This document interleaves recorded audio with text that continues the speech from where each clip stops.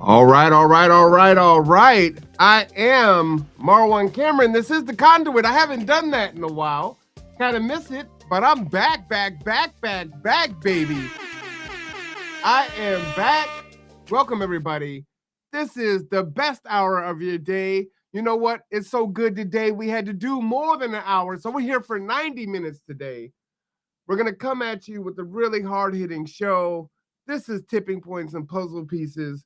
You know what time it is. You know how we do. But you know I don't do it by myself, right?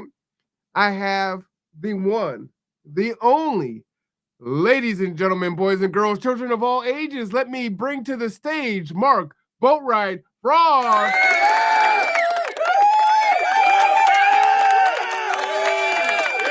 How you doing, sir? Pretty good, but after this show, I can neither confirm nor deny that I am Mark Boatwright Frost. How's it going? How you doing? I'm doing really well. I've been working on this presentation for a while. It's big. I try and keep it interesting, and you don't have to know a whole lot of math to figure this out. I mean, it's just basically going to talk about how the economy ended up being the way it is.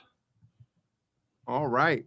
Well, we're going to jump right into it because we want to jump into it. There's a lot to unpack. So, do you want me to pull up the PowerPoint? Go ahead and pull it up, and let's go through it. Let's go. All right. So I'm gonna have to flag you, I guess, for I'll just say change slide as we go through it. We haven't really rehearsed this, so he's coming at this blind. Good morning. Okay. Good afternoon, Rob. Thank you for joining us. Rob. So it's just going to be a look at economics, but this isn't going to be a look at economics like you hear from the Fed or from the World Bank. We're not going to talk about interest rates. We're going to talk about how our economy became the way it is. And we're going to start from the very beginning. It's going to be very straightforward. And I'm hoping you guys have some questions to answer so that I can know what I didn't think of. So go ahead and change the slide.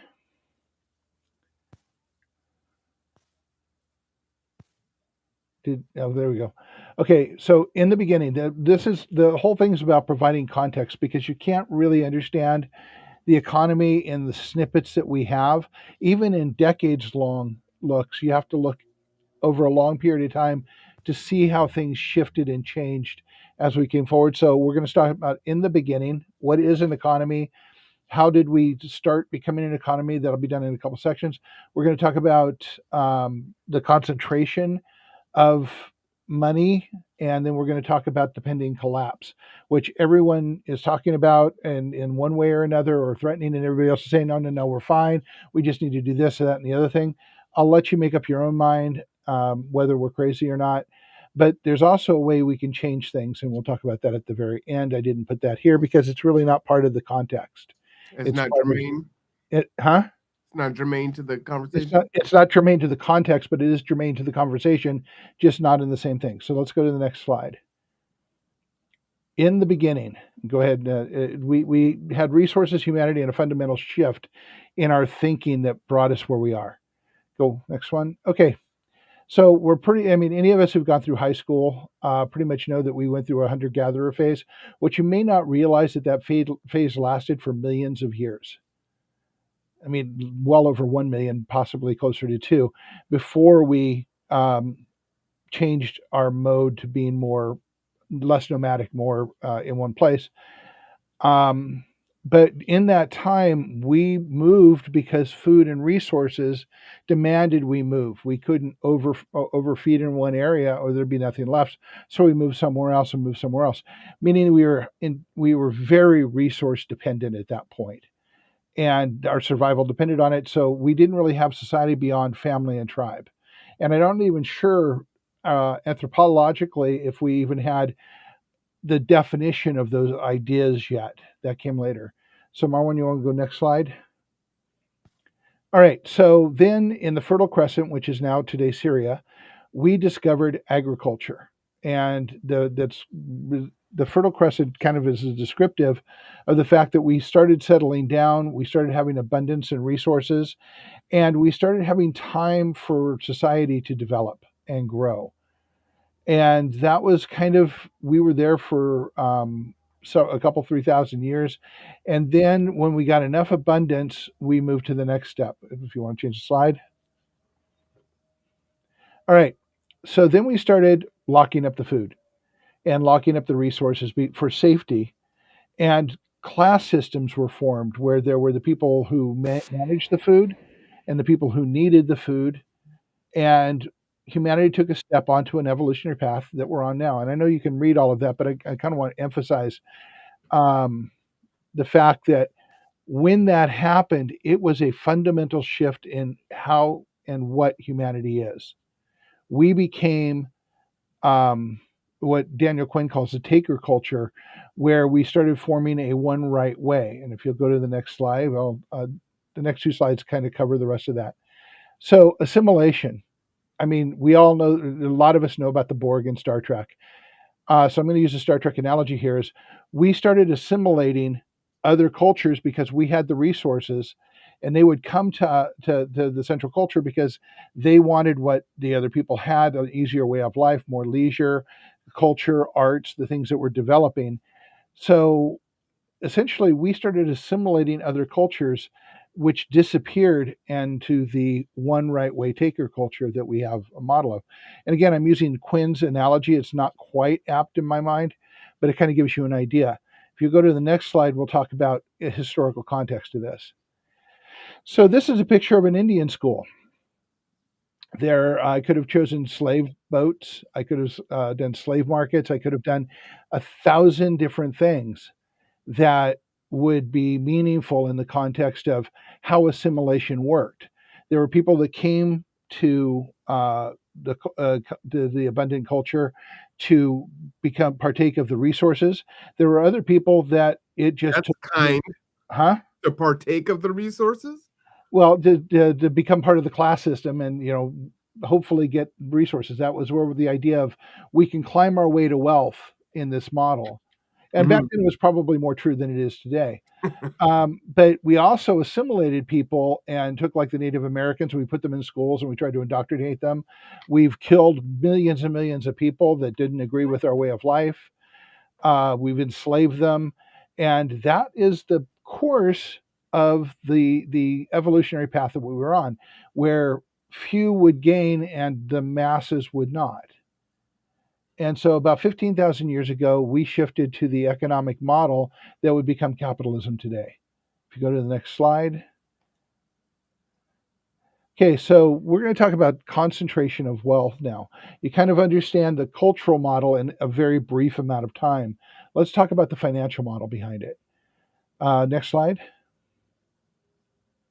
Okay, so back in the hunter-gatherer days, and even into the agricultural days, you either made things for yourself, your tribe, or your family would make things, and that's how you acquired stuff: tools, pans, ways to cook in your fire. You would make them yourself. Next slide.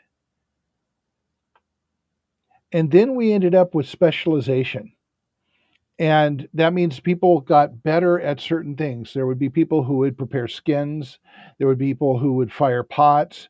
There were people who would be making tools. There were people who would be hunting. And you ended up with specialization that people got better at one thing. And that just kind of morphed into what we have today, where you have a silo where you can do this and this is what you can do. There used to be a commercial about join the army, be all you can be. And then there was the return joke is, no, the army will tell you this is all you can be, learn how to do this. But we exchange goods for services. So if I was good at hunting and I came back with like a whole bunch of rabbits, I would change the rabbits for more arrows. Or, if I was really good at cooking, I would prepare food for people and they would make pots for me. And it was basically skill for service or tool for tool, kind of an exchange rate. And it's interesting to find that there's a huge movement to return to a barter system here, because money doesn't work for everybody because there's not enough of it. This was extremely localized, and there were markets that developed, and I don't mean markets like the stock market. I mean, like, they would have markets and other tribes would come by and do exchanges over time. So it was the beginning of exchange. Go to the next slide. Okay, so the next step to that was to commonize an exchange rate. And it allowed the areas to expand more, to have more flexibility in what you exchange for what. Metals became common, coins were pressed for all different places. Then the coins started becoming more consolidated under city states, and more, and the exchange rate more equalized. So that was the beginning of real commerce. It was also the beginning of wealth accumulation. So, next slide. Okay, so that was also the point between that slide and this slide where human beings stop being in the equation except as consumers and ways to gather wealth. Over the last 70 years, we have moved away from making tools that lasted and worked for us to using massive amounts of resources and using planned obsolescence so that you would have to continually replace tools and replace clothes. We had design for fashion as opposed to use. Talk to most women, and they will tell you that women's pants have no place to store anything, which, so they have purses as another accessory. There's a whole consumer mentality that went into this, and it became about the accumulation of wealth as opposed to the meeting of a human need to expand and grow. It also changed the way we innovate, focused on profit as opposed to uh, creating new things that would better serve humankind. Next slide. All right. So I'm a little hardcore at the bottom of this one, but capitalism, the way it works for most people, is that you have the people at the top who generally don't do enough to qualify 300 times the income of the people doing the work in the middle and bottom.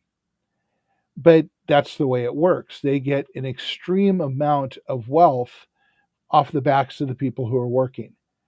And this is the way capitalism works. And I will say, unregulated capitalism, it wasn't always as bad, but now that the horses are out of the barn, trying to get them back into the barn is a very difficult task. Trying to get the government to regulate the people who are essentially paying for their elections by supporting them through their election process is going to be very difficult.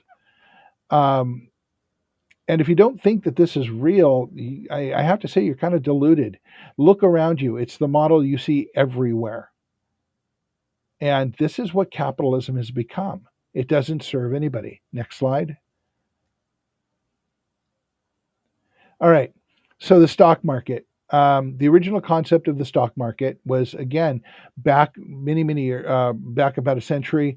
It became an organized and regulated way for people to use their excess income to help invest in companies that provided products for the needs of consumers. Think about, it's now 1910, and you had 500 extra dollars, which would make you wealthy about then, and you decided to invest in this company called Levi Strauss. And that's what you do because they make really good clothes for people to wear. Or you would invest in Sears or tool makers to make tools, Milwaukee, such like that. What the current reality is the stock market is essentially legalized gambling, commodities market as well. And the thing is that you got to understand is the house and the people who are at the top hold an exponential advantage for gaining capital in it. If you're trying to day trade and make a fortune, the odds are heavily against you. Next slide. All right, so we have a toxic culture. Um, Wealth is basically driven. I mean, people like the billionaires. Many of them are driven by fear and a need for security. They continue to gather wealth at all costs because they feel insecure and they don't feel like they're enough to do anything. And go back to if we go back to thinking about that picture with the guy playing golf atop, he's not really doing anything to generate the wealth that he's given. It's now just generating for itself. He's not innovating, and many of the people at the top of the food chain never innovated. They had other people innovate for them. I just saw something about Elon Musk. He was not the one who came up with Tesla. They'll ask people today, and they'll say he was. There were two other engineers who are no longer around who actually did the development to create the vehicle. So you have these people that have so much, but they haven't done anything to deserve it. And in our culture, the more parochial version of our culture tells us we have to deserve what we have. So they gather more and more and more because if they have so much, then they must be okay, even though psychologically they are not. Now, I'm not a psychologist, but this is pretty common behavior for even basic psychology.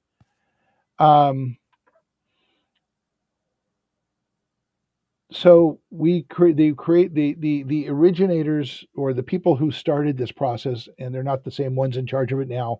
It's more a playbook than it is an actual evil genius controlling everything.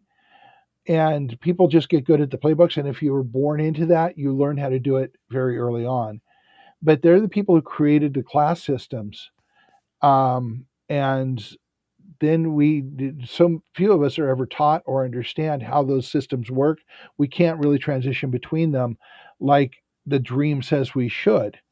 And therefore, very, very few people actually be successful, but it's frequently not because they are better than you are at it. It's because they are, in fact, more ruthless than you. So,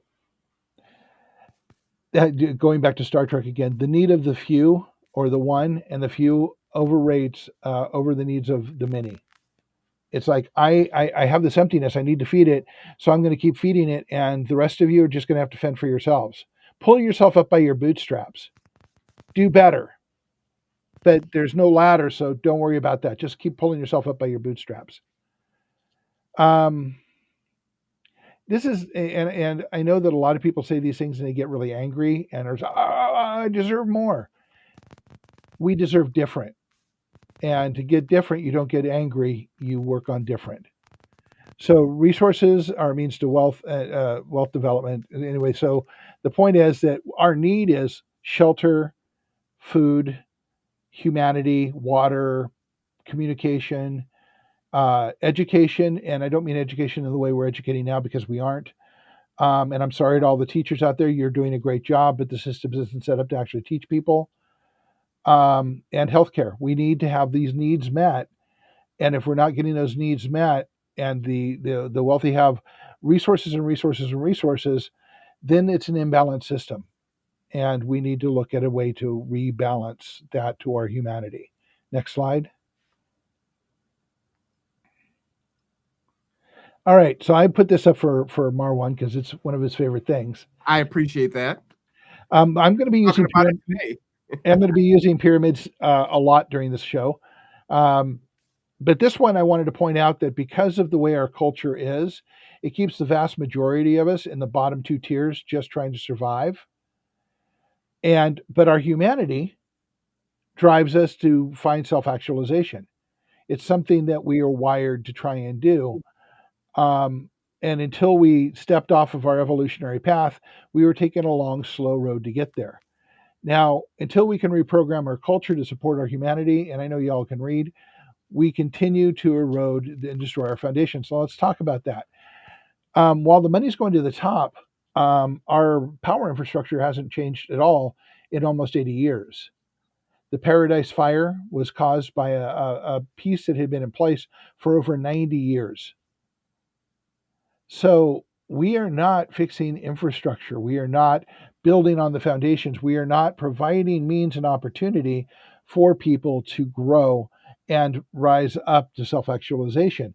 We are essentially feeding a whole bunch of very wealthy people more wealth that they cannot see the need to share with anyone else because it's filling the hole inside of them. Next slide. Remind me to come back to this chart once we have our discussion too. I actually like this version. I thought you might. So let's talk about the collapse. I mean, the thing that people don't really want to talk about because they don't want to believe it, and that everyone keeps trying to move away from. We're all fine, right? We're all fine. Let's talk about what that looks like. So we're going to talk about the lifestyles of the poor and homeless. Next slide. Yeah, capitalism isn't working. Insanity is doing the same thing again and again and expecting a different outcome. We are doing the same thing over and over again and not looking at the parts that we don't want to see. So the thing is that we need to step away from the wall together and look down the wall to see if there's a different door than we're looking at, because we aren't getting forward here. And I just want to start with this one, and then let's talk about how we got here. Next slide.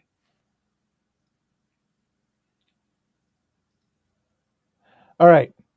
So let's start a baseline here of what healthy capitalism is. It's where wealth is more equitably distributed and regulated in our system. And this was true up until the 80s when it wasn't. And then it kind of changed. And then we kept deregulating and changing things until everything's at risk.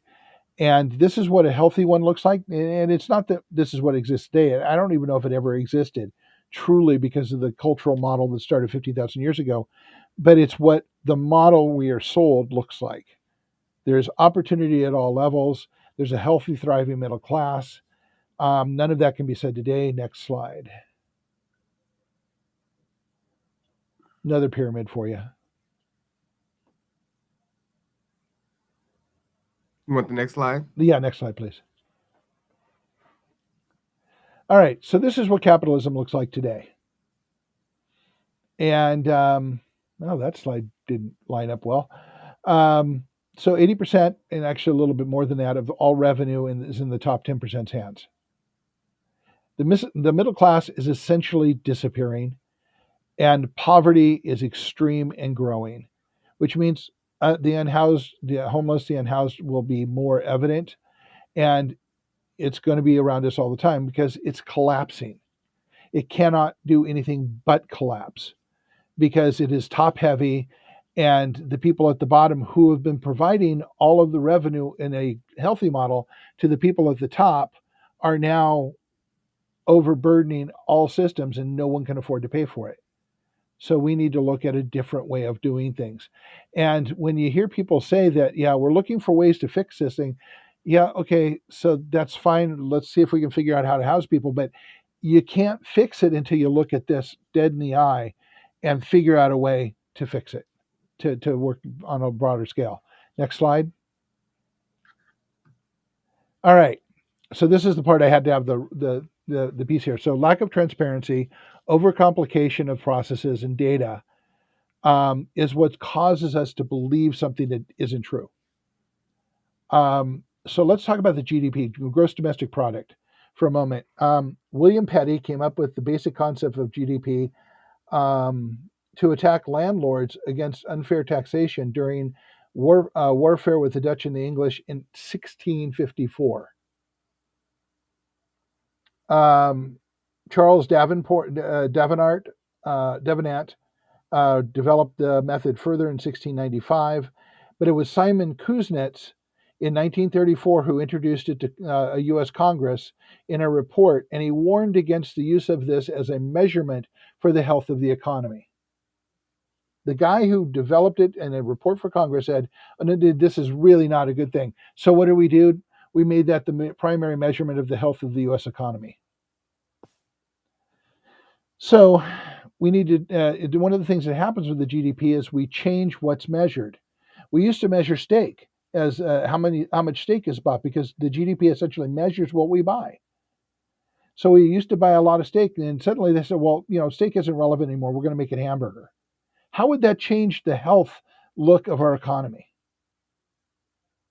We shift the meaning, and therefore we shift what's measured and how it's measured. Changing the term, and that is an actual example, by the way. Changing the terminology changes the understanding. We don't use the word depression anymore. We call them the recessions. because depression is bad. It's what happened in 2029. We can't ever have it again. But we can have lots and lots and lots of recessions. But we're not looking at the problem in macro. We're looking at little instances, and we're not fixing the problem because we can't look at the whole thing. And I will go back to when I say we don't have an education system that supports us. That's part of the reason is we don't teach things now that we desperately need to teach. Okay, so not talking about the data changes the understanding, lack of transparency. This should not be hard data to find. It should not be hard data to understand.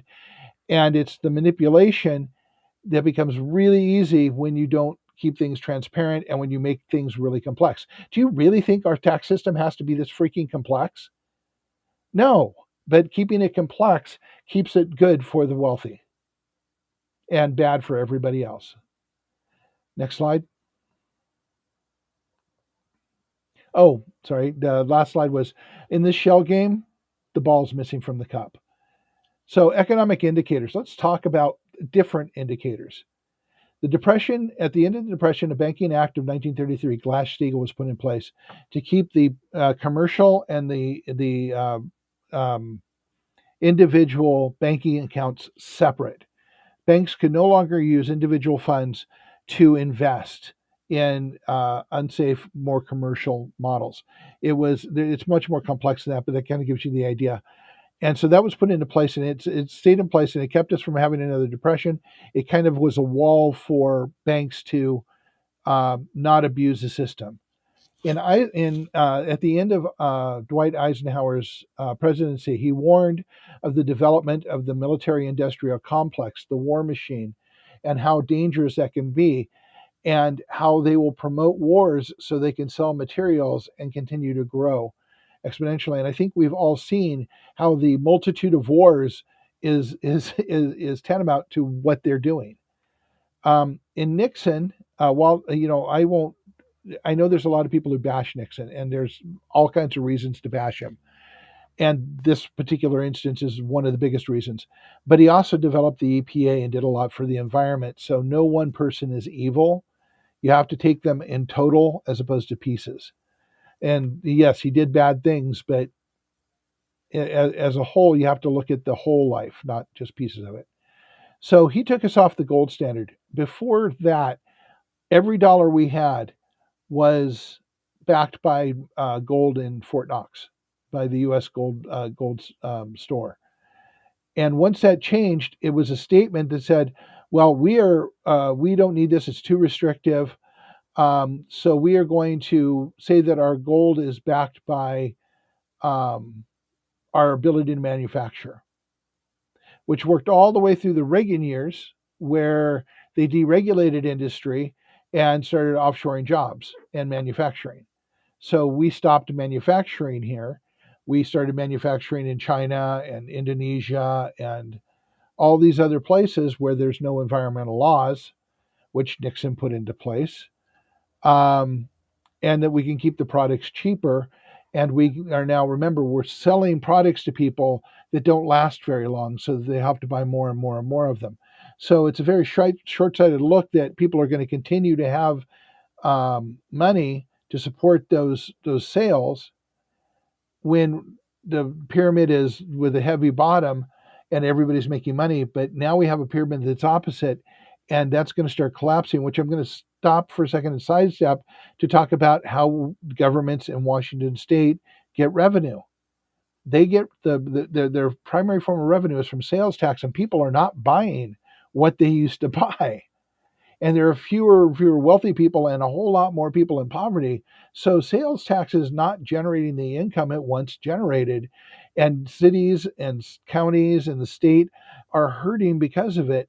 And they're looking for other ways to replace that income so that they can meet the very baseline, I do mean the baseline, almost sub-baseline of services they are required to give. And you have to understand that their restriction, while they're not saying that we don't have the money to do this, is a fact. They don't have the money to do this. But no politician ever gets reelected by saying we don't have the money to meet the needs of the people. So these are the things that are going on. Now, Clinton continued the offshoring. So it's not just red or blue, it's everybody. And he repealed with Alan Greenspan, the head of the Fed. They worked with Congress to repeal Glass-Steagall, which were the laws that were put into place to keep banks from abusing the system and overinvesting. 8 years later, we had a major recession, and we've been in rolling recessions ever since. And now they start saying, our economy, 10 years ago, we used to hear about retail numbers every year. Now we don't hear about those anymore because they're not very good. And we start looking at boom and bust situations, which we'll talk about in just a second. And I want everybody to think here now. 46% of Americans, almost 50%, that's 1 in 2 people, are one paycheck away from being homeless. And with the private equity purchase of apartment buildings and income housing, and the lack of low income housing and affordable housing, and the numbers that have been manipulated horribly for those the market value of housing, there's no such thing as affordable housing anymore, because they're based on people having $104,000 income, where they can pay $2,000 a month or $2,500 a month for rent. Most people can't do that.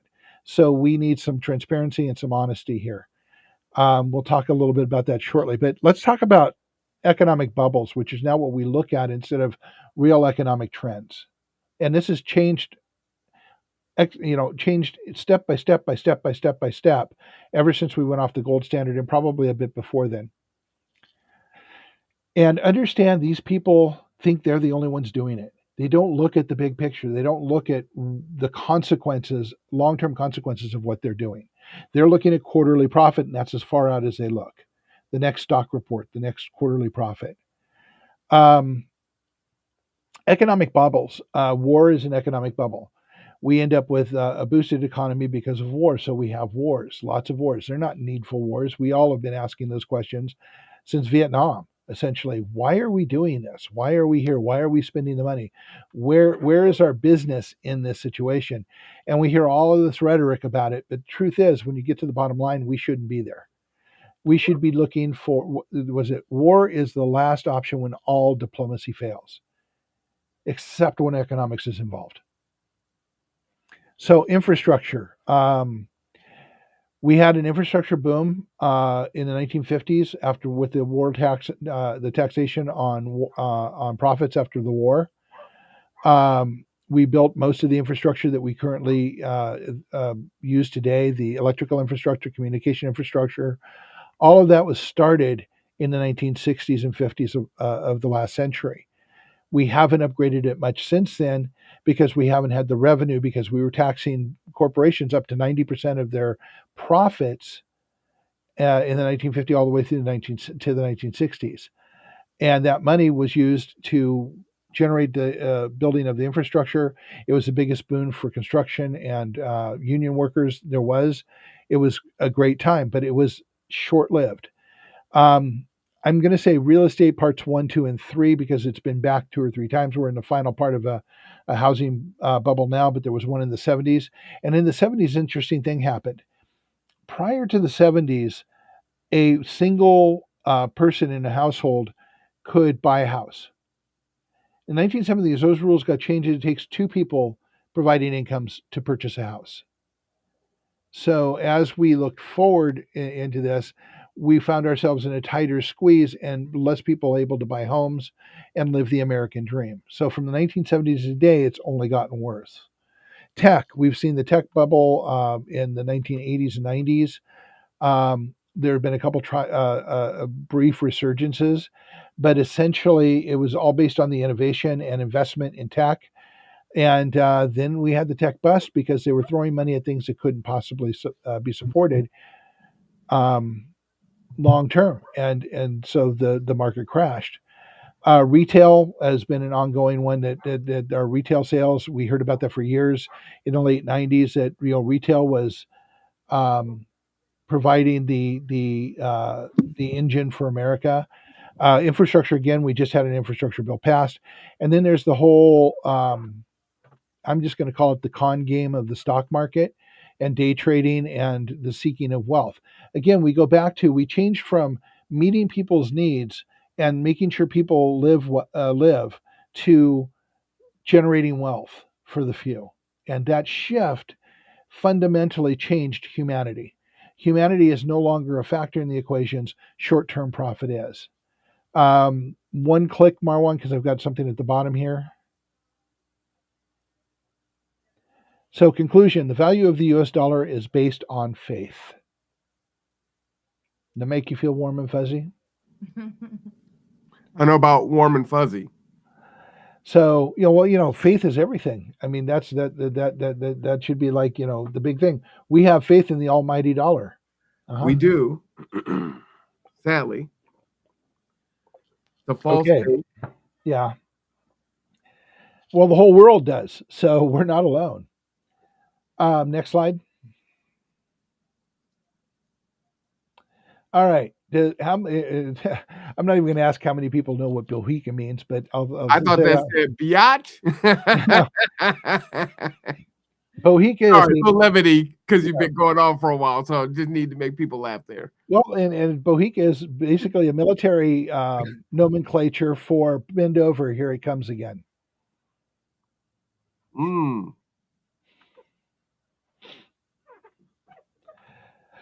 So that's the life we live. Reminder that words and meanings. Last week I talked a lot about that words are often used against us and the meanings change. So I want to be really clear here that 46% and growing of Americans are one paycheck away from homelessness. But let's make that into real numbers. That's 300. We have 339 million people in this country. It's almost 340 million people in this country. 156,398,419 people out of our population are one paycheck away from being unhoused. That means that the two people in this room, in the room with you, you're like, one of you is likely to become unhoused. Right. Okay. So let's look at it that way, because I say that and people go, huh? And it goes no farther. This is not an uh-huh. This is, we're freaking in big, deep trouble up to our chins, and we're barely able to breathe. We need to start paying attention to it. Absolutely. So most of the information offered is subject to fact checking and historical context. It means that if you want to know why things are as bad as they are, you need to do some fact checking and look at what people are telling you and realize that it's a lot of malarkey. And things are only true if you look at them in historical context and see where they've changed, which is the process I just walked through with you. Yeah, thank you. That was great. Yeah, when politicians are telling you to remain calm and focus on this distraction or that distraction, or othering this group or othering that group, it's time to be concerned. And accept that nothing will make sense without context. People go off and say this dumbest things, and because they don't have context in their belief. They just heard it from somebody and they believe that that's the reality of the situation. So next slide, because it's going to go right with this one. Do you know what FUBAR means? Nope. Effed up beyond all recognition. Yes. FUBAR. Yeah, it's FUBAR, and this is where we live now. It's FUBAR. When everything is profit driven, the only thing that's getting done is the acquisition of wealth. Fact. Profit matters, not people.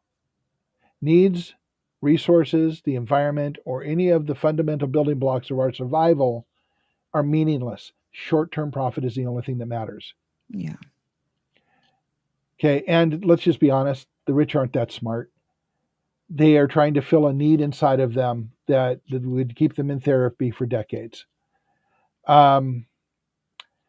So on the other side of this is, these are things that are facing us square right now, and the vast majority of us, and 46% are going to be unhoused, but the people right above them are going to be the next ones.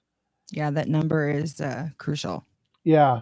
So we're looking at climate change. We already have extreme poverty. We have a pending economic collapse. I think I've made that argument. Dismember. If I haven't made that argument, please tell me I'm full of it. It's okay. Or join us next Sunday at Cups and tell me I'm full of it. I'm good with that. We need dismembering connection of community. We have been dismembering our connections with each other by othering each Yes. other for centuries, literally centuries. It's gotten fast and furious with social media. It's gotten much worse, but it's also given us a glimpse of how broken everything is. Yeah. It's devastating. Yep. And then there's governmental dysfunction.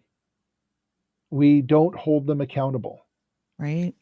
and they are accountable to the people who pay for their reelection. Unfortunately, yeah. So, oh, you put up my okay background change. I had to jump. Locking up and controlling the resources, regardless of the consequences. Consequences of unhoused, hungry, and let's not talk about socialism. For God's sakes, we can't help people. We can't pull themselves up by the bootstraps. Yeah. That's a myth and a half. All right, next slide. So here it is, and actually, oh, there. Okay, that thing had. This is a no-win scenario. When it collapses, and the red line going up over on the side is the wealth, and the blue line going down is the resources to people. Wow. This is from a recent study. But the other one here, when it collapses for everyone, Yeah. except the people like the billionaires have a lot farther to fall. I think how much further that's going to be 12 years later, because the data is till 2016. Like, yeah, it's changing daily now. right. So, going back to Star Trek again, it's the Kobayashi Maru. Nobody wins. This is what we're looking at, except that we can change it, but we'll go through a couple more slides before I get to that. What was your quote at the bottom? Oh, it's not really a quote. It's from Star Trek. If for those Star Trek fans, of which I am, Yeah. one is one, there's a test that captains have to go through called the Kobayashi Maru. Mm-hmm. Marwan asked me what time on Cups. It's 10 o'clock Sunday morning at Nice. Cups Cafe on 4th and Pacific. All right. Okay, so the Kobayashi Maru is you're surrounded by Klingons ready to blow you away, and you have to rescue a ship full of medical emergencies. And there's no way to win. You can't beat it. Yeah. The only way to be, but I'll give you the key here for the next few slides after this section, is James Kirk beat it by changing the rules. So we'll talk about that. Next slide. Oops. Up, down, go back. Yeah, there we go. So we need a change in our thought process. And I just wanted everyone who's gone through this now and is like thinking whatever they're thinking about this, think about this. Our way of doing things in this country and pretty much the world, but this country mostly, is we're falling from a 100-story building, and every floor we are heard to say, so far, so good. That's scary. But that's the way we think. Yeah. So next slide. And we're conditioned to think that. We are taught to think it from the time we Yeah. Which makes us feel helpless. Like Right. this man. But we aren't. And this could be all of us. That was kind of the Yeah. point of the slide. Absolutely. If it goes for everyone. And actually, a lot of the homeless people will be doing better than everybody else because they've been dealing with it for a long time. Isn't that a sad thing to think Yeah, about? that's so true. That's so true. They've been able to get through so much because they've had to. Yep. And the rest of us haven't even started thinking about it yet because so far, so good.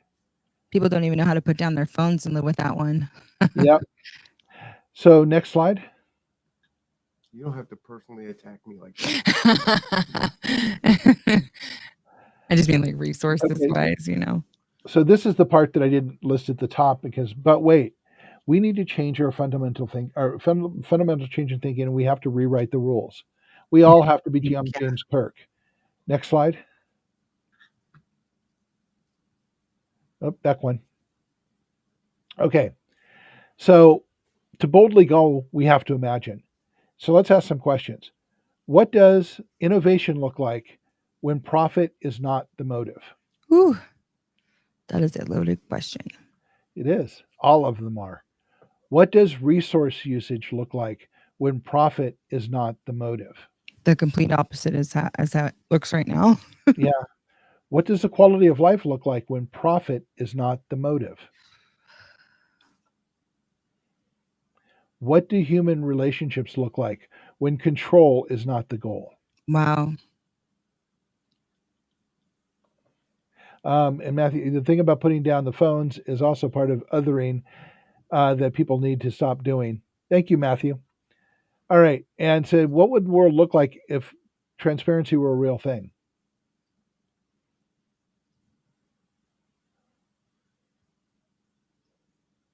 So, I want us to go into this next section thinking about what that would look like. Yeah. Next slide. Imagine. I like that picture. Mhm. So, it'd be a different pyramid. Basic needs are met. Go ahead and click the thing because I've got pictures that'll pop up. Basic needs are met. Work and innovation. We have the ability to innovate things that we aren't trying to sell, but that might be the future. Meeting our potential, and I love to use the Federation of Planets as a model here because it's a way to get along. Back up one, not done. And then resiliency and capacity are based on humanity, Yes. not on on selling things. We stop Yes. using resources in the way that we're using them now because we're not trying to sell something that is going to be around for 6 weeks and then break. Yeah. I have 3 sets of Bluetooth headsets I knew you were going to say that. Wireless headphones or Bluetooth headsets. Yeah. that have come from the same company that have been replacements, and none of them work. Yeah. Not a single one of them works. So we need a different model. We need to think about meeting everyone's needs, and we need to allow people to work where they're called to work and support them in that by educating them and giving them the resources and tools so that Yeah. they can support other people. We need to let them innovate, because with that innovation that we aren't looking to sell something cheap and fast to somebody, we can do amazing things. We can meet our human potential. Yeah. And not And just some resources in some places and meeting needs in some areas, but in all the basic needs, like on the hierarchy of needs, all that stuff needs to be met in order to have resiliency and capacity to meet our potential. And And work and innovation in turn will be brought up as well once we have those. So right, and this is the way we do it.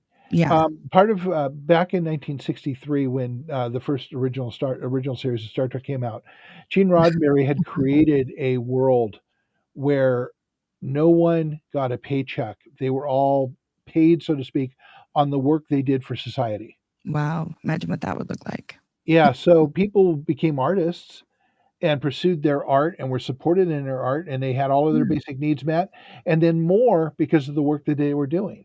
Yeah. So Like it was passion. You don't yeah, get paid for passion. You can just do it the way that you want to do it and not have to worry about, profit margins and advertisement and, and making somebody else really wealthy. yeah, right. All right, so let's go to the next slide. I really like that last slide. So the future's up to us.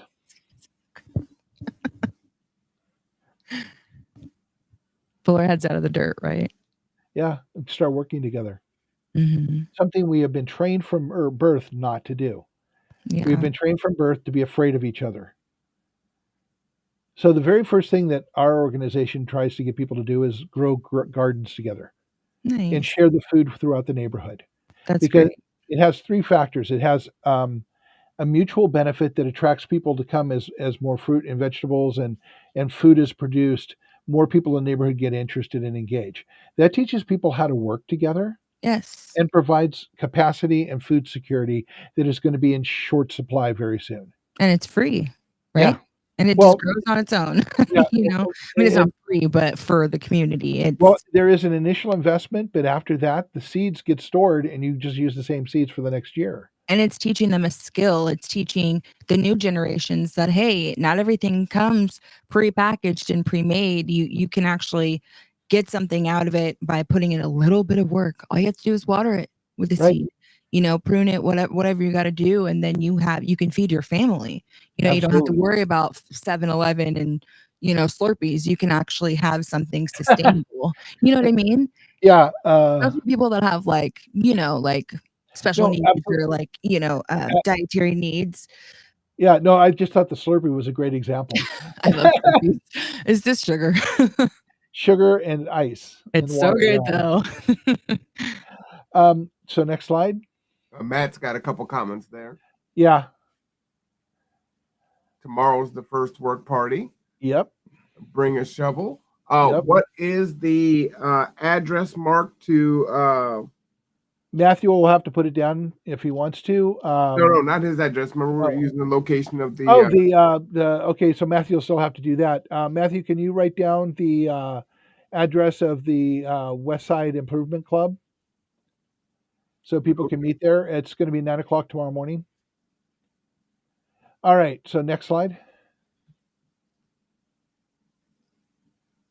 All right.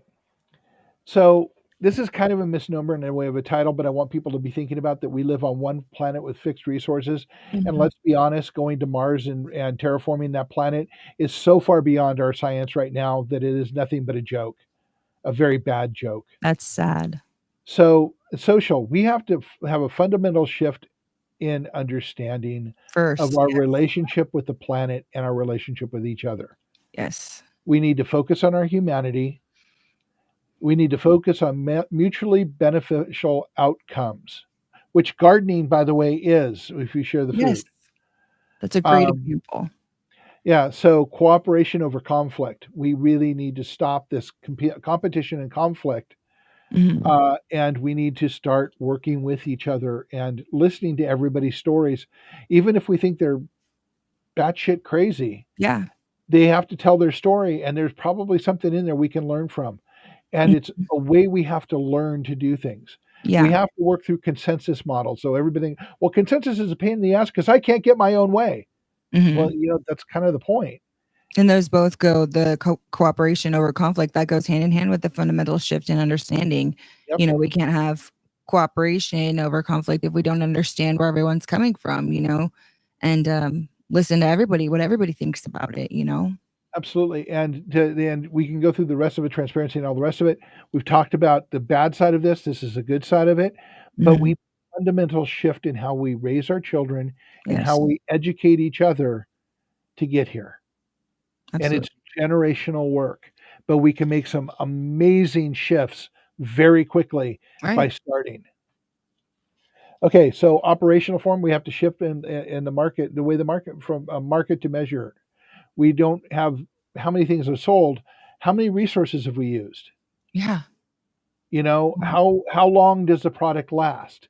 Is it meeting the need of the people? Yeah. Measuring the outcomes. We need to shift from resource intensive. We cannot continue to do the resource intensive stuff. We don't have the resources. We have one planet with fixed resources. Waste needs to become an asset. It doesn't need to be a landfill. It doesn't need to be shipped to China. It needs to be utilized and reused, and we all have to be on board together. We have to focus on modular designs. We have to make a design to last. We have to embrace innovation, and we need to shift to a local focus instead of shipping everything all over the planet. And if people can't make something, then we have to minimize the transportation to get something to someplace that they need it. And there are lots of models to do that. Actually, I just saw a documentary on the resurgence of dirigibles for things that don't have to get there overnight.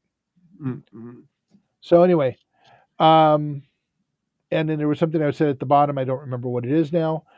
So if we can go to the next slide. All right. So we the people, and actually, can you take away the gardening party at the West Side and bring it back after a minute? Because, all right. So we the people are the first three words of the U.S. Constitution. If you can click the button once, there's one picture that come up. Don't get me started on the Constitution. Well, the Constitution is actually a brilliant framework that we are not utilizing. Yeah, we haven't made an amendment to the Constitution in forever because it doesn't behoove people to actually make an amendment to the Constitution. It will change the fundamental way they make money. Yeah. So there's all kinds of disinformation campaigns and media campaigns against the Constitution. What we need to do is have people working together to change it. And the presentation last week talked about the model to get neighborhoods to communities, to get a grassroots network, to start changing things locally. And we can do that on a scale all across the country and change this. Right. But we have to decide to. Yeah. And people think they can't create change, but it just takes one person to affect change, and it starts literally with us. Like, we think that Absolutely. it's this huge thing that we can't control, but if we all think that way, then it is, it's Well, controlling us. absolutely. And I've got a model for that if you hit the button one more time. And then the So, people that are in charge have all the control because we get defeated. right, but our inaction empowers them. Right. So this is a model of tipping points. Margaret Mead said, "Never doubt that a small group of dedicated people can change the world. In fact, it's the only thing that ever has." I love that. Well, science actually proved that. hmm Somewhere between 16 and 20% or 25% of the people start going in one direction, you will create permanent change over time.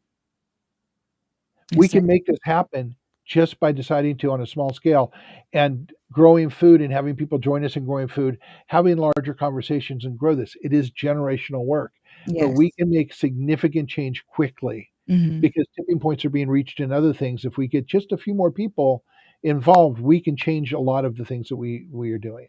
Yeah. And that word generational, that's so important. Well, it's not going to happen overnight. There's no light switch. Yeah. So next slide. There we are. The best journeys are those we take together. We each hold a piece of the puzzle. Bring it. I love Let's that. sit down and talk. Bring it on. Bring your piece. Yep. Your piece and your piece. I don't see myself up there. I do. You're the blue one. No, you're the purple one. I don't see a purple puzzle The purple piece. one right there. Not me holding it. It's already in there. It's already a part already of. put my piece You down. laid it down. These are other people. We've already put our pieces on the table. Touche. Yeah. So yeah, that's the presentation on the economy. Any questions? I don't have any questions for you. Do you have any questions? Oh yes, there are lots. Oh, he's got lots of questions. I'll probably come up with some questions. So the presentation is done? Yes. Yeah. All right, go ahead. Thank Take you for that. off That and was put us great. on. Thank you. All right. So I appreciate that. Well, just move that so we're both in Yes. there. That is other way. There we go. Down. All right, that's perfect. You're standing, so once you sit, it's fine. There you go. See? Okay. Perfect. So there's a lot to unpack here. Yeah. In this particular presentation, and I guess I'll get back to Maslow's hierarchy. But one of the things that I wanted to ask you is, so how do we go back or create a capitalistic society that works? We are addicted to low cost, quicker, faster, cheaper. Shifting to made in America means extremely expensive and low options and variety. So how do we do that? It's transitional, and I can do that in a whole nother I can do it in a transitional slide presentation. Each of these presentations is to give a little bit more of the puzzle, the framework, so that we can sit down and have larger conversations. And you keep trying to rush it, Marwan. Because we have a ton of conversations on that, right? Think about last week's conversation and this week's conversation and how they fit together and how they expand the conversation.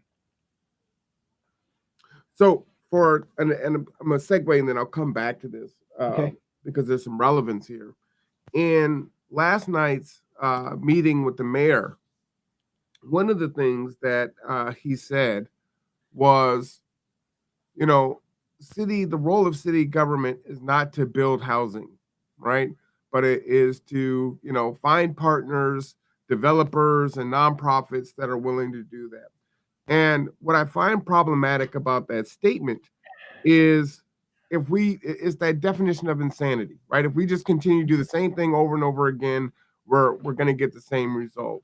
On top of the fact that not only is it piecemeal, it's antiquated, it's barely doing anything. And so even if they do more, it's really not going to address the issue. You know, I use the example all the time, right?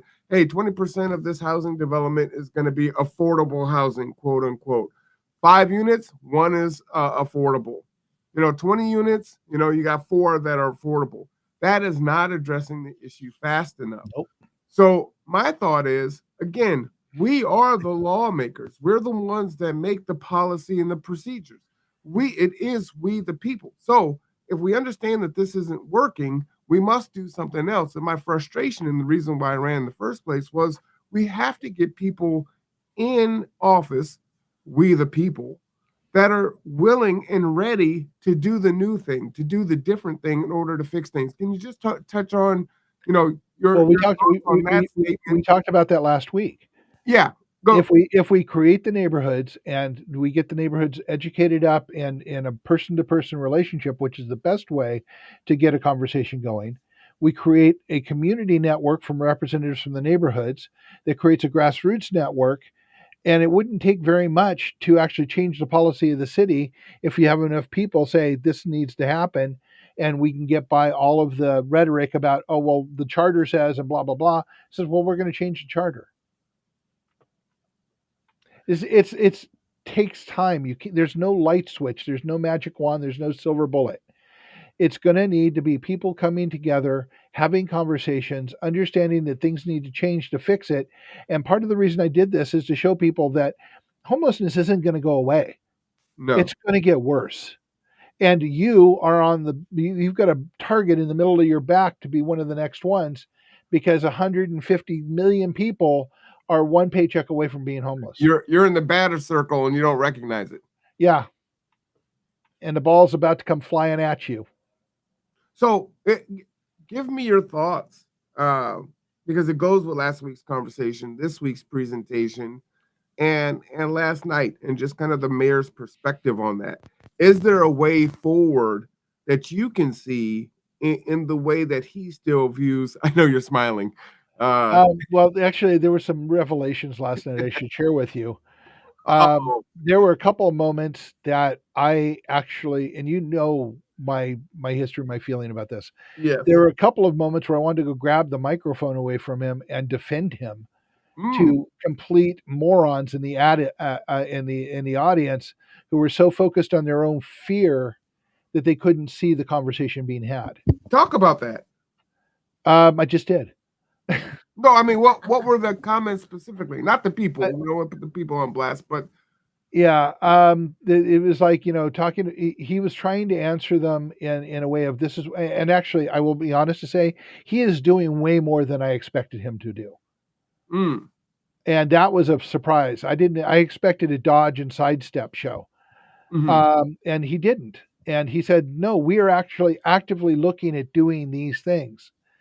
And that surprised me because I didn't think that was going to be the case. He's doing way more than I thought he would do. And you know for a fact that I don't like the man. yeah. So, and I'm honest about that, and I've never hidden that. And there's a reason for it, and we don't need to go into that now. But he's doing the job better than I thought he was going to be doing it. And that's what I appreciate. The fact that you're able to acknowledge that, right? Not only is he not my favorite person, I don't like that guy, right? Right. However, I can be intellectually honest and parse out where I believe that he's right or he's doing something that is good or efficient or effective, right? So I appreciate that, and more of us need to do that. We tend to kill the messenger, right? And it's like, well, doesn't matter if it's the truth. The sky is blue because this person said it. Well, you know, I just can't take that as the truth. Well, you know, it'd be really horrible if I felt any other way and teach what I teach. Well, this is facts, but a lot of people do, sir. Yeah, but I try and I hold myself to the level of honesty that I need to have in order to be an example for the teachings that I do. So we have a comment here from Terry, and she says, Margaret Mead, her quote, "Never doubt that a small group of thoughtful, committed citizens can change the world. Indeed, it's the only thing that ever has." And the trick is, how do we get thoughtful, committed citizens? We have to teach people, and we have to teach people one-on-one because our system is failing to do so. So my next question for you, sounds like you're advocating for deglobalization. How can that be done No, when no, we I'm are so absolutely not. dependent on our international business partners? Okay, so there you just said business partners. I think globalization is going to be the norm, but I think we have to do localization to create security. I Mm. think there has to be a balance of both and not a buy-in to one or the other.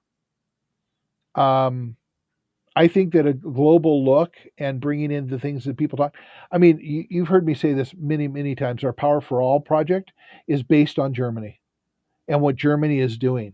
And they're doing that because Japan had the Fukushima incident from a very similar incident that to Cascadia Rising here, where they had a 9 magnitude quake followed by a tsunami that wiped out a nuclear power plant that is still dysfunctional today. And it was, and that's over 10 years ago. And the levels of things we had to figure out for cleanup were phenomenal on all levels. But Germany looked at that and went, okay, we're going off nuclear now. 12 years later, they've closed all but 2 of their nuclear power plants. And those 2 power plants are sharing borders with other countries and are part of their baseline nuclear power. What did they do well, we're going to just turn off our nuclear. What are we going to do? They move forward on microgrids and renewable energy and combined strategies of generating energy from hydro to solar to wind. Even before they got into this in a big rolling way, they were paying farmers to harvest wind along with their crops by putting wind turbines in the fields. So they were moving forward. So I think that we have a lot to learn from other people in other countries, but we need to be open to an exchange of ideas, an exchange of knowledge, an exchange of working together on a more globally connected way. But locally, we need to start growing food locally because climate change is here. It's not gonna get better, much like our economy. And people are going to start having to deal with 100-degree days. And in stick houses, that's not going to be a pretty sight. We need if Kitsap County goes through Cascadia Rising tonight or tomorrow, we're going to be dark for up to a year. Ooh. And we have 80% of the people on this peninsula, I think somewhere around there, are electric heat. So 266,000 people are going to be cold and dark for a very long time. We need to change the way we do things here, and we need to focus on local generation of power. We need to make local growth of food. We need to start getting our act together so we can work together to deliver food where people need to if we don't have the transportation. And through these building of capacity in neighborhoods, we become stronger, more resilient, and create a grassroots network that can start changing things on a city level, on a county level, on a state level. And if people start adopting it, and I will tell you, we're being watched by people all over the world. People in my international network are waiting to see what we can do, and before they will start adopting it, we will happily give them all of our strategies for free. And we can start making a change locally to globally just by teaching people how to be human beings again. So let me ask you, Did I answer your question? You did. I'm kind of Okay. giving you a second part to that. Okay, Maybe you can give a few examples or because I don't really remember what the question was now. or just elaborate a little bit more on how you just answered the question. Okay. Whatever it is we do, I think that people are resistant. Our decision makers are definitely resistant because it's going to upset the ecosystem, right? And even Which a small ecosystem? change is going to really change how America moves forward, right? There's going to be some severe growing pains. Folks are going to get hurt, and the impact is going to be negative before it becomes positive, right? So if we begin to make But that's things already true. start to do away with planned obsolescence, things of that nature, right? That it's going to hurt. It's going to be painful. It's going to But be a transition. we have to do this. So what are do you have any ideas on some things that we can implement to help that transition? Because folks are like, look, I can't pay someone $20, $25 an hour, right? Mom and pops can't do that. I can't give you medical. So I've just got to do smaller, and then the big box or the Amazons come in and come and destroy. Right. So I haven't done the research recently, and I will try and do some by next week. But to my last count, there were 76 countries working on models for universal basic income. Even places in the US, there are some cities that are already looking at it because they know the models aren't working. The Roddenberry model, the Star Trek economy, is basically making sure everybody has housing, education, healthcare, food, water, all of the basic things that they need to live and survive. And that the first question people ask to stop the conversation that makes them uncomfortable is, who's going to pay for it? How's that going to get paid for? And I would say, well, right now there's probably nobody identified, but if we work together, we can find resources to make that happen. We have to change the fundamental shift, but it's not a light switch. It's going to take time. It's going to have to happen over time. And remember that slide in there where shows everybody falling. When it collapses, everybody collapses. Right. We're all going to be in the same boat. I just want to have something in place before that happens. So I have some pretty grave reservations about UBI, right? In regards to, if there's no requirements for folks to essentially earn the UBI.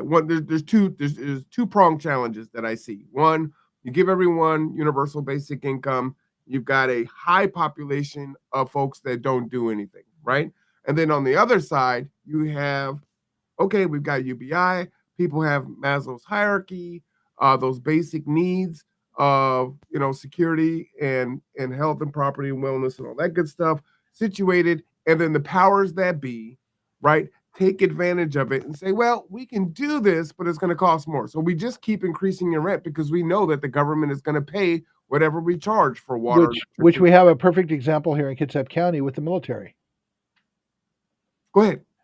So no, I mean that we with the military, they can keep raising rents because the military have a base rent that they continue to pay for people to live off of base in Kitsap County, and it affects everybody else around them until they can no longer afford to. The majority of people here can't afford to pay rent. So there are things that we all have to look at, and there are discussions have to have. But as I said again, this is not a light switch. It's going to take time. But in order for it to start at all, we need to have people coming together to have those discussions and start pushing for incremental changes as we can go forward. And as you pointed out several times, Star Trek happened because of a crisis that almost ended humanity. I think we have one of those on the plate, and I think we can start having a discussion because climate change isn't going to make it better for anybody. And that was my next comment question. Do we rebound well after? Oh, we do rebound well after war. And so is this the unfortunate and tragic benefit we gain from the climate of our geopolitical landscape, right? I mean, we thrived after World War I, World War II. Is this what is needed? I mean, World War III, we may not have anything to come back to, but short of mutually assured destruction and global destruction, is this what we need? Not if I have anything to say about it. I mean, really, our conversations and the whole point that we're doing these shows is to help people think differently and maybe come to the table and have these discussions, even when they feel that they have no power. Together, we have power because it is we, the people. And what if we, the people, and this is a big what if, and probably 10 years down the line, what if we, the people, decide that, okay, we need to change the structure of the Electoral College so that we actually have representative government and get to elect somebody that isn't chosen by the power parties? Good luck, Chuck. Okay. Please tell me how we do that one. 10 years from now, it could happen because the parties are failing so visibly right now that it will be an interesting next couple of elections. They're just can't. The senator from Oklahoma who challenged the Teamster to fight in on the Senate floor yesterday, and then was held back by Bernie Sanders, who is not a muscle man. This is on the news today.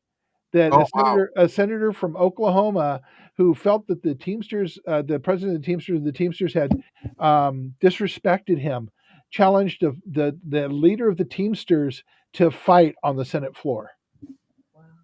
This is beyond joke now. This is like embarrassingly stupid. And this is what people are like looking at. The silent majority are looking at this and going, "Oh, how did we end up here?" Mm-hmm. And the only way we got here is because we allowed things to gerrymander, and that's changing in several key places. But I don't think. Okay, I'm going to take it in the face for this. The Democrats tend to be closer to my view of the world, but much farther right. If you're going on a right-left bias, the right-wing people tend to be, we own you, and you're going to do what we say, which I'm not okay with. So I am very far left of most Democrats because I think that there's a different way to go, and I think we can do it together in a democratic way. Go figure. That we can get together, we can talk, we can find human commonalities that have nothing to do with religion or politics or social status that we can all agree on and we can agree to make changes on. But we have to have those conversations. Matthew says there's already an interstate compact gaining votes to eliminate the Electoral College. Yeah, and it needs to go because it's what's keeping the Democrats and the Republicans in power. Yeah, absolutely. Alexandra, do you have any thoughts or comments you want to add to the conversation? No, I think it's been a great conversation. I learned a lot. Are you going to be joining us more often? Yes, I am. Awesome. Thank you for having me. The other thing I wanted to get to is, I love my chart here. I kind of knew we'd be coming back to it. Well, we were just talking about it. Yeah, before the podcast, we were just talking about this, and I like this. When I speak about Maslow, I really kind of put number 2, and I throw everything under that, and then above that is the self-actualization, right? Mm-hmm. But really, I would say 5 and 7 are. I kind of look at 1, 2, 5, and 7, and things are lumped in there, right? And so the conversation I was having with Alexandria is, we're meeting people where they're at. And there are people that need food, water, shelter, sleep, clothing, etc. Right? But in that, we want to empower people regardless of where they're at in Maslow's. So maybe their safety is there. Maybe their health is there. And so we want to give them 3 while they're trying to get 1 in place, right? People need love and belonging, that sense of family. And because Alexandria is new and we just are having a conversation, the one-on-one conversation today, and it's like, so Marwan, who are you? What is G2 about? What is this whole thing about? And that's really it, right? Gather together to grow together. The growing pains are painful, but you don't need to do those things alone. And it can be very hard to articulate how important number 3 is in order for people to move up through respect and recognition and that freedom. And I do want to say something. I'm actually, don't be too shocked. I'm actually going to quote a meme I saw today that I found specifically insightful. Blood does not mean family. Blood means relationship. Right. Blood relationship. Love, respect, and commitment make family. Yeah. Yeah. Well, and if it wasn't for my kids and grandkids, I wouldn't have family, right? If you were doing it off the definition of blood. Yeah, and you mentioned that I may not like Mayor Wheeler, but I do respect that he is doing the work, and I honor him for doing the work. And that is me respecting people for who they are, where they are. And that is something I walk with every day. Though sometimes I got to admit that the words come out of my mouth make me like not seem that way. I had a couple expletive words by people who came up and spoke last night. And I'm just like going, Jesus, can you just shut up?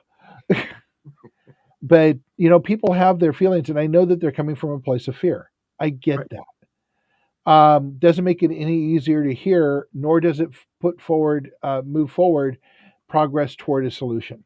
But they have to be heard. And as much as I don't like hearing it, I have to listen.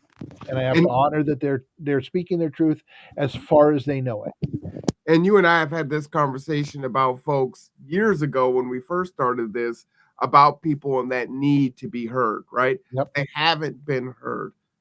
Shout out to Joe, for getting that to happen.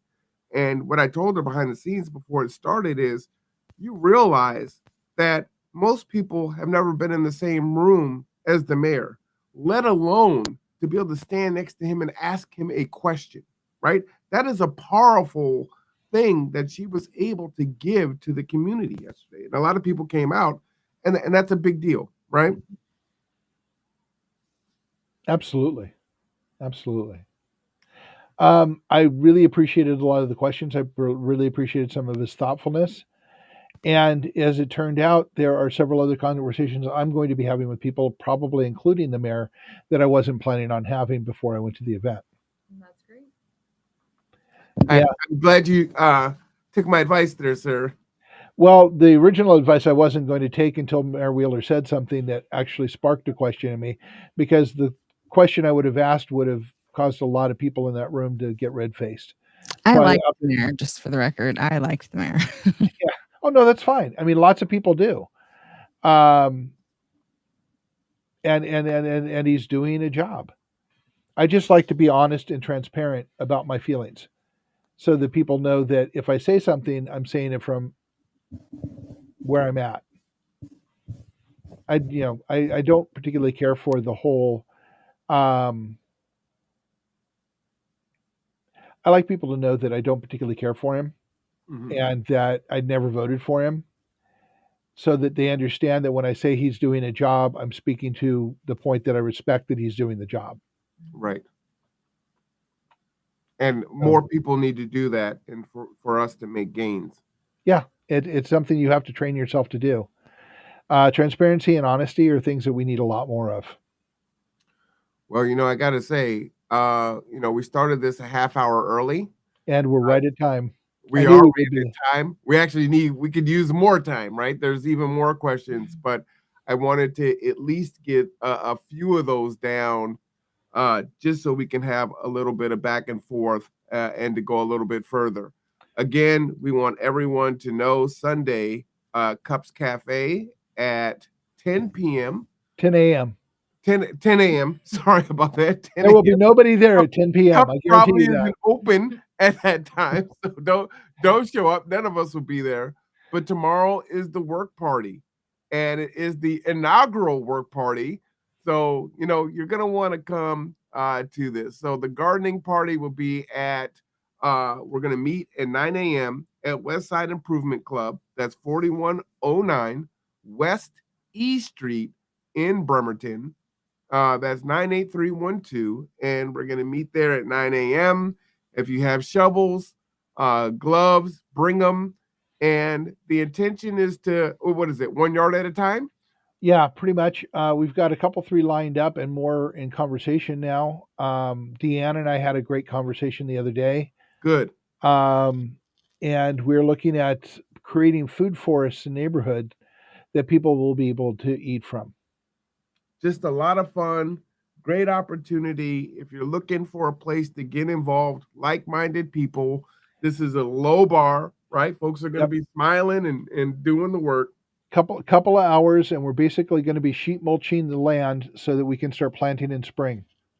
And it's a great way just to come in. It's a great conversation starter to feel like you're actually making a difference, because you are, right? Yep. Immediate difference. And meet some great people. So we hope to see you there. In 60 seconds, the Kitsap Housing and Homeless Coalition meeting is going to start. So we're going to say goodbye to Mark Boatwright Frost.